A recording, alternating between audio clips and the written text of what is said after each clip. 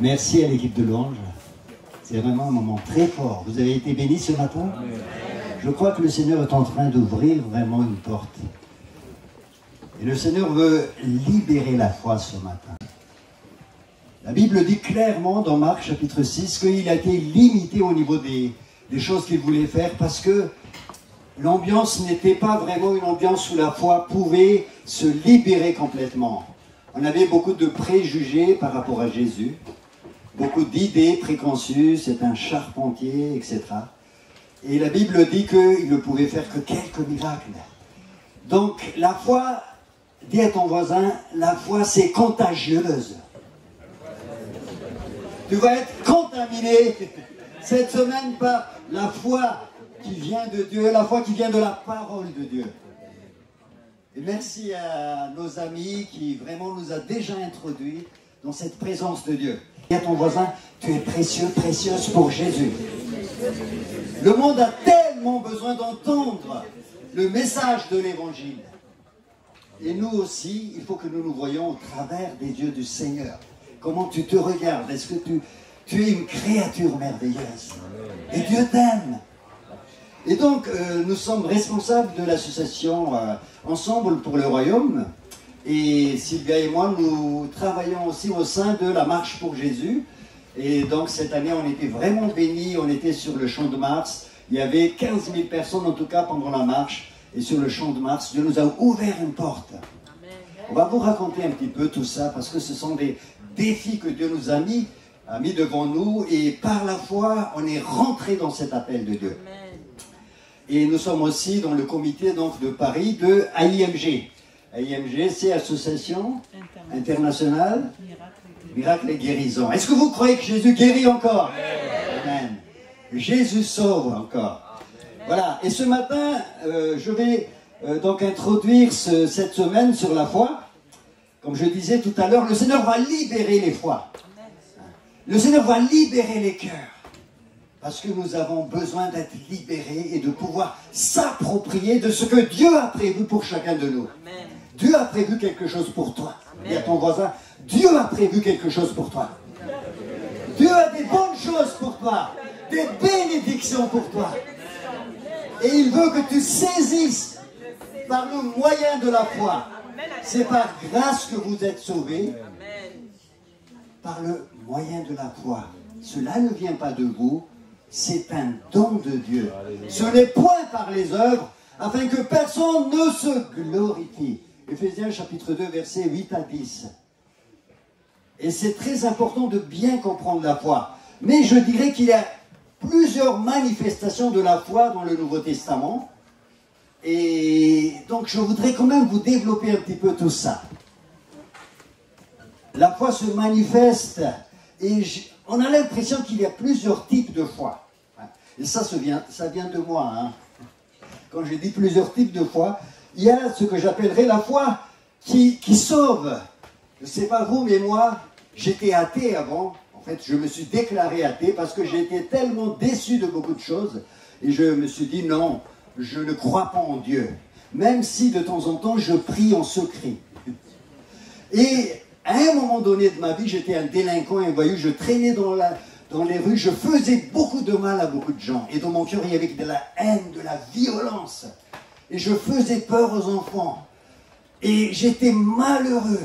Et je ne croyais plus en rien, j'avais 19 ans. Pour moi, c'était la prison ou la mort. J'avais plus d'espérance. Et un jour, quelqu'un est venu me parler de Jésus. Amen.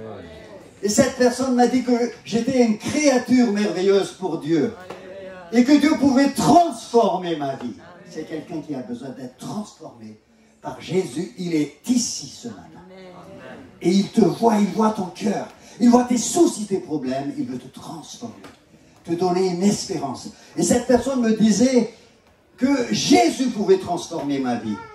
Alors à un certain moment, je ne vais pas savoir, il y avait comme un basculement dans mon cœur. Il y avait comme une graine, une petite foi qui commençait à jaillir. Et à ce moment-là, c'est comme si j'ai ouvert une grande porte pour Dieu. Dans la nuit, Dieu s'est révélé à moi d'une manière personnelle. J'ai ouvert mon cœur, il a transformé ma vie. Et cette petite foi, tout à l'heure on a chanté, Dieu combien tu es grand. Dieu ne regarde pas ta petite foi. Mais surtout, Dieu permet que tu puisses saisir sa grandeur. Et c'est ça qui est important, les amis. J'avais une toute petite foi. Cette foi-là m'a fait passer de la mort à la vie. Des pouvoirs des ténèbres au royaume de Dieu. Nous avons été transportés, dit la parole, Colossiens chapitre 1er, verset 13, des ténèbres, délivrés des ténèbres et transportés vers le royaume de son Fils bien-aimé. Cette petite foi m'a transporté dans le royaume. Et à partir de là, ma vie a complètement changé.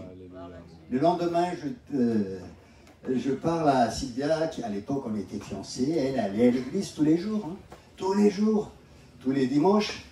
Elle connaissait des choses sur Jésus. Elle connaissait la parole de Dieu, des passages bibliques, mais elle n'avait pas cette petite foi qui pouvait l'amener dans le royaume de Dieu. Et quand elle a vu ce qui s'est passé en moi, elle a eu aussi cette petite foi, elle est passée de la mort à la vie. Donc, j'appellerais cette foi, c'est la foi qui sauve. Dieu a tellement aimé le monde qu'il a donné son Fils unique, afin que quiconque croit en lui ne périsse point, et qu'il ait la vie éternelle. Croire en lui, cette petite foi, elle peut être très petite, mais elle peut déplacer des montagnes, peut t'amener dans le royaume de Dieu. Et cette foi génère la repentance, bien évidemment. Je me détourne de mes péchés et j'accepte Jésus, le message de la croix, et qui m'amène dans le royaume de Dieu. Amen. Alors, si tu n'as pas cette petite foi, le Seigneur va te donner cette petite foi. Si tu prends la décision d'ouvrir ton cœur, il y a une décision, je développerai ça plus loin, plus tard. Donc ça, c'est vraiment important. Et cette petite foi, je dirais, il est où? Luther. Il est où notre ami Luther? Ah, il est là. Vous savez que Luther, Martin Luther, il est témoin, pour ceux qui ont lu un petit peu son histoire. C'est un monsieur qui était à l'origine de la foi protestante. Nous sommes très attachés à cela.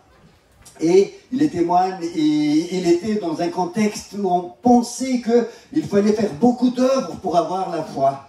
Il était désespéré, il était dans une condamnation, il était très malheureux, il cherchait Dieu, il faisait tout pour trouver Dieu, mais il était toujours sous cette culpabilité qu'il ne pouvait pas aller dans la vie éternelle. À l'époque, il y avait des pratiques, ce qu'on appelle les pratiques des indulgences. On essaie d'acheter le salut, en tout cas le pardon, mais tout ça ne pouvait pas le satisfaire. Et un jour, en étudiant la Bible, c'est un théologien, il a découvert, Romains chapitre 1er, verset 17, que le juste vivra par la foi. Le juste vivra par la foi. C'est-à-dire que tu vas être déclaré juste quand tu acceptes que Jésus est mort pour toi à la croix. Ça, c'est vraiment important. La foi nous justifie. Et je vais développer ça aussi. Le juste vivra par la foi. C'est-à-dire, je vais être déclaré juste. C'est ce que la Bible appelle la justification par la foi. Nous sommes sauvés par la foi. Abraham, Genèse chapitre 15, verset 6, croyez en Dieu, et cela fut compté justice. Et la Bible dit dans 2 Corinthiens chapitre 5, verset 21, celui qui n'a point connu le péché, il l'a fait devenir péché pour chacun de nous, afin qu'en lui, nous devenions justice de Dieu. Est-ce que vous croyez que vous êtes justice de Dieu? Jésus n'a point connu le péché. Dieu l'a fait devenir péché pour chacun de nous, afin qu'en lui, je deviens justice de Dieu. Dieu te déclare juste quand tu crois. Donc notre foi n'est pas fondée sur nos sentiments, nos émotions. Bien sûr qu'on vit des choses extraordinaires ce matin. On a l'impression, la présence de Dieu presque palpable. Mais notre foi ne s'appuie pas sur tout ce que nous vivons là, mais sur des faits accomplis dans l'histoire. C'est vraiment important, je vais développer ça aussi. Notre foi est basée sur des faits accomplis qui sont des faits juridiques et historiques. C'est pas parce que nous sommes bien ici que nous croyons, mais c'est parce qu'il l'a accompli pour moi dans l'histoire. La croix a été plantée historiquement Et cette croix a une signification spirituelle pour toi. Et c'est pour ça que tu peux rester inébranlable, justifié. Est-ce que tu es juste ou pécheur ce matin? Qui est juste? On a du mal à accepter qu'on est juste hein, quand on regarde.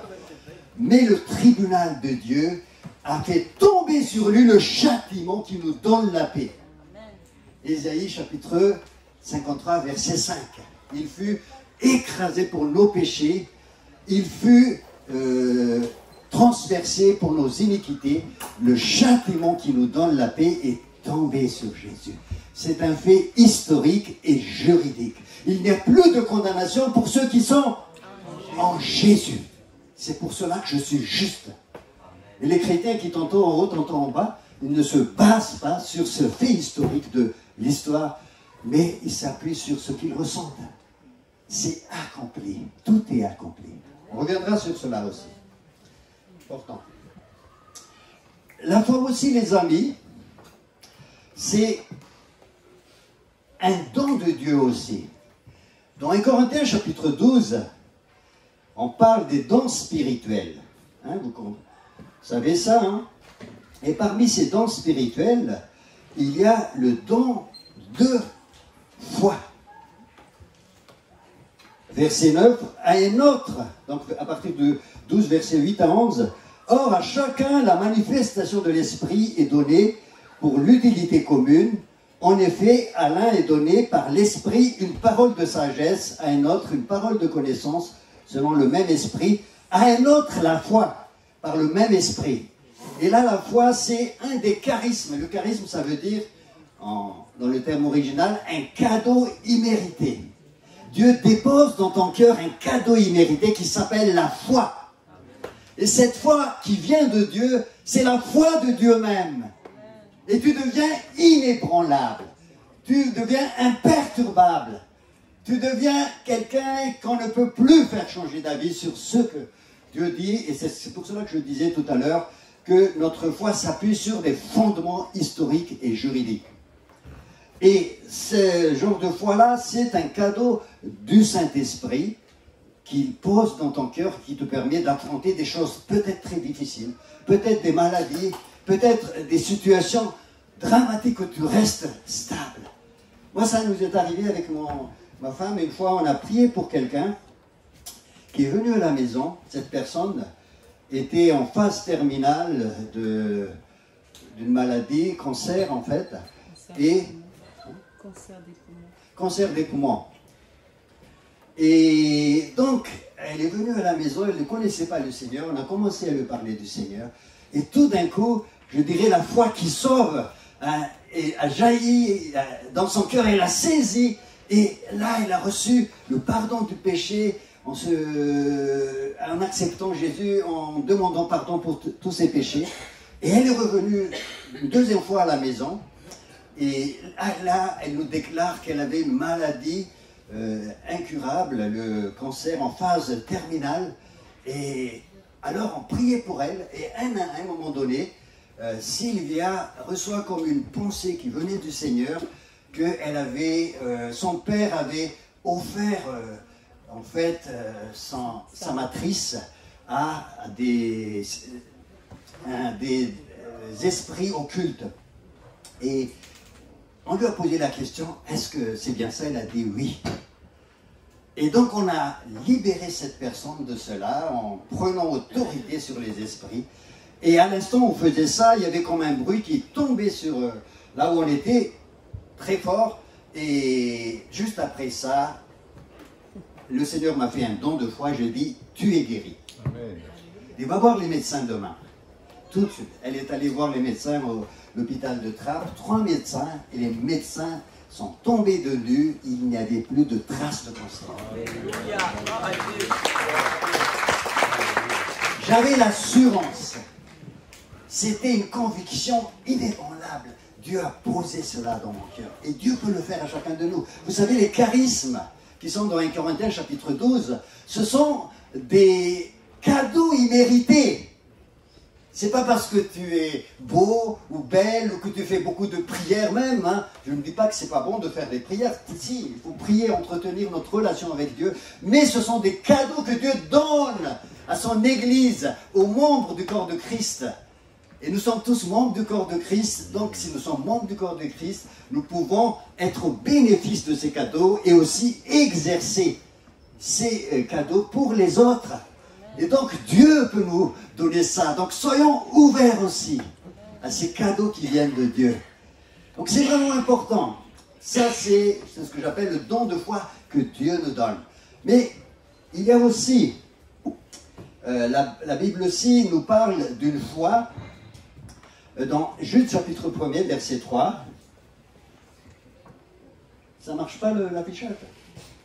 Alors Jude chapitre 1er verset 3. C'est important de comprendre ça aussi parce que c'est utilisé dans le Nouveau Testament. C'est la foi comme l'ensemble des éléments qui définissent notre foi chrétienne. Que ce soit en matière de valeurs, en matière de doctrine, l'ensemble de vérités. On appelle la foi. Hein? La foi.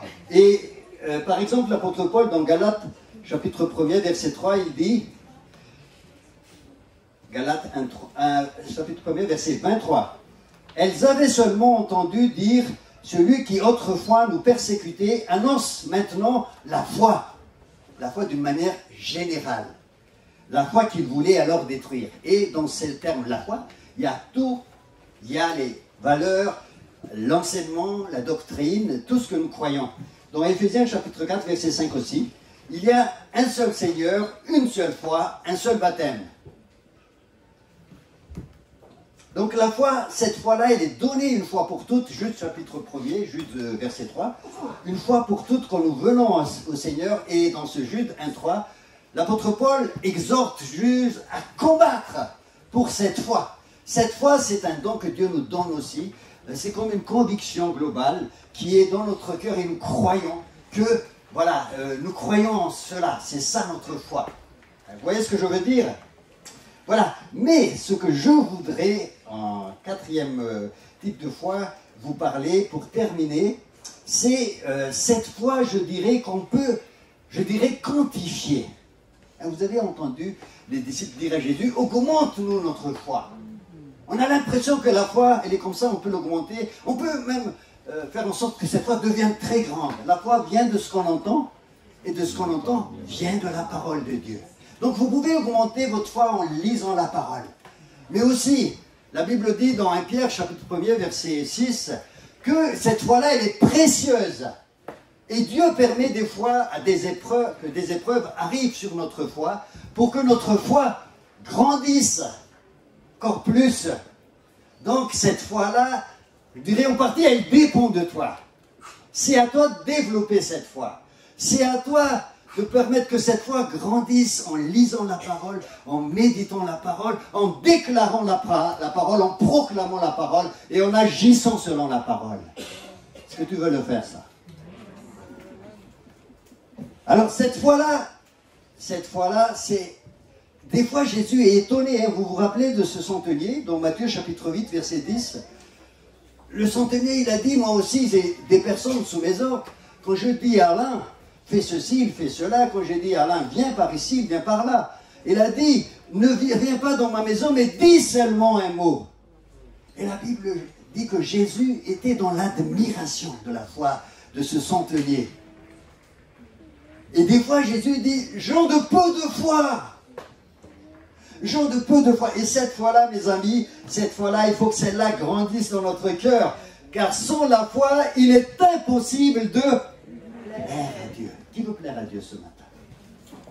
Moi, je veux plaire au Seigneur. Je veux que ma foi grandisse. Je pense que le Seigneur va libérer notre foi cette semaine. La foi va nous permettre de saisir les dons de Dieu. Par le moyen de la foi, je saisis la grâce de Dieu. C'est le seul moyen qu'on nous donne pour saisir la grâce de Dieu. On s'approprie de ce que Dieu a déjà fait pour nous. C'est accompli, c'est historique, c'est véridique, c'est juridique. Et moi, je m'approprie de ce qu'il a déjà donné. C'est pas moi qui essaie de l'avoir. C'est déjà fait. Tu t'appropries de ce que Dieu a déjà donné. Si je donne ce livre à ma femme, je dis, tiens. Si elle ne bouge pas, il ne se passera rien. Si elle prend, elle s'approprie de ce que je lui donne. C'est aussi simple que ça, les amis. Cette foi-là, Dieu veut qu'elle soit développée en chacun de nous. Donc il est important d'avoir les mains de la foi. Et l'apôtre Paul dit qu'il faut combattre le bon combat de la foi. Dans 1 Timothée, chapitre 6, verset 12. Et à la fin de sa vie, il a dit, j'ai combattu le combat de ma foi, le bon combat de la foi, j'ai achevé ma course. Et qu'est-ce qu'il a combattu quoi? Il a combattu quoi, l'apôtre Paul? Ben, c'est le combat de la foi. Nous, on pense à beaucoup de combats. À ceci, à cela, c'est comme si on fait de la boxe tout le long de notre vie. Non, il faut simplement saisir ce qui a été accompli. Et en actualisant, en activant ce qui est accompli, vous allez voir. Parce que tout est accompli. Nous sommes toujours dans cette démarche de vouloir, alors que tout est fait. Deviens ce que tu es déjà. Deviens ce que tu es déjà dans le Seigneur. Et c'est ça le bon combat. L'apôtre Paul, il a achevé sa course. Il a combattu le bon combat de la foi. Le diable attaque cette foi. Le diable, c'est un ennemi vaincu, historique et juridique. C'est terminé. Le match est terminé. Quand PSG rencontre Marseille, quand le match est terminé, il n'y a plus rien à faire. Même si tu cries, même si je gesticule dans tous les sens, le match est terminé. Le score est affiché. C'est historique, c'est juridique. Tu regardes dans les annales de la Fédération internationale de foot. C'est terminé. Ce que fait l'ennemi qui rôde, ce que fait l'ennemi qui rôde, en tout cas le supporter, le fanatique, hein, il va essayer de te dire non, non, non, on a gagné, alors que c'est un fait accompli. Je suis ni pour l'OM, ni pour... Donc, tout est accompli, Jean 19, 30. C'est un fait historique, juridique. Notre foi s'appuie sur des faits historiques rapportés par la parole de Dieu. C'est important de bien comprendre comment le Seigneur. Donc ta foi débute, quand ta foi commence à saisir ça, c'est la défaite de l'ennemi. Alors, pour ça que l'ennemi attaque la foi. Il est timide. Il injecte des doutes dans notre cœur. Il nous met dans une situation où nous ne croyons plus à la parole de Dieu. Et Jésus dit à Simon, Satan vous a réclamé pour vous cribler comme le froment. Moi j'ai prié pour toi afin que ta foi ne défaille pas. Le diable sème le doute. Alors, je vais terminer les amis et on va continuer ça plus loin. Je vais terminer par une histoire dans le livre des Actes, Actes chapitre 16. Vous savez que l'apôtre Paul a été donc envoyé par le Seigneur vers l'Europe. Et en allant vers l'Europe, il ne savait pas que c'était ça le but de Dieu au départ, mais ils y allaient un petit peu, je dirais, en tâtonnant. Et à un certain moment, le Saint-Esprit les a empêchés d'aller en Asie. Actes chapitre 16, verset 6. Et ils ont continué tout droit. Ensuite, le Saint-Esprit les a empêchés d'aller en Bithynie. Et là, ils ont continué encore tout droit. Ils sont arrivés à Troas. Ça, c'est dans Acte 16. Ils sont arrivés à Troas, verset 8. Et là, ils ont reçu une vision qu'il fallait aller donc en Macédoine, qui les appelait au secours. Et là, ils ont décidé d'y aller. Et quand ils sont arrivés dans cette ville de Macédoine qui s'appelle Philippe, où est-ce qu'ils ont terminé leur vie? Au fond de la prison. Alors qu'ils ont bien reçu des directives du Saint-Esprit, pas en Asie, pas en Bithynie, encore plus droit. Et quand ils arrivent là, ils se retrouvent au fond de la prison, liés, bloqués. Il y avait même des blocages au niveau de leurs pieds. Et la Bible dit dans Acte 16, 25, ouvrez votre Bible, Acte 16, 25. vers le milieu de la nuit. Je vais inviter l'équipe de louange à commencer à venir. Parce qu'on va changer, les amis, maintenant, notre position. Vers le milieu de la nuit, ils ont décidé de chanter des louanges vers Dieu.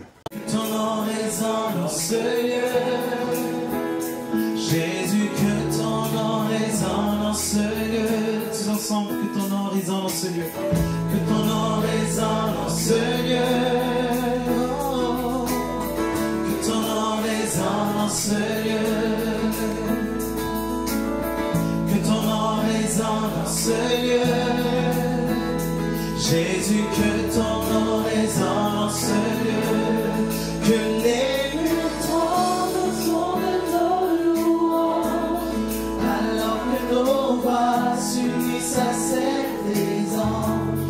Répands sur nous ton esprit, ta puissance, ô Jésus. Tu ne vois que ton nom résonne dans ce lieu, alléluia.